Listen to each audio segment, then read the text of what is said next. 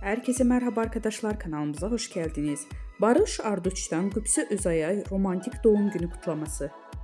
Ünlü oyuncu Barış Arduç, eşi Qübsə Özay'ın 41. doğum günü sosyal medya üzerinde romantik bir paylaşım yaparak kutladı.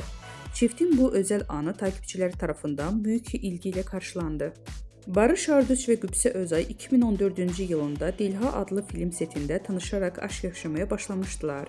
2020-ci yılında evlənərək bu özel ilişkilərini taçlandıran çift 2022-ci yılında isə büyük heyecanla bekledikləri kızları Jan Asya'nın kavuşmuşdu. Barış Arduç ve Qübsə Özay çifti kızları Jan Asya adını verdiler. Özel hayatlarının gözlerden uzak tutmayı tercih eden ünlü çift, zaman zaman ayrıldıkları iddialarıyla gündeme gelmişti. Ancak bu iddialara yanıt veren çift, bir tatilde Alaçatı'da birlikte objektiflere yansıdı. Denizde birlikte giren ikili kendilerini görüntüleyen gazetecilere el sallayarak samimi bir şekilde selam verdi.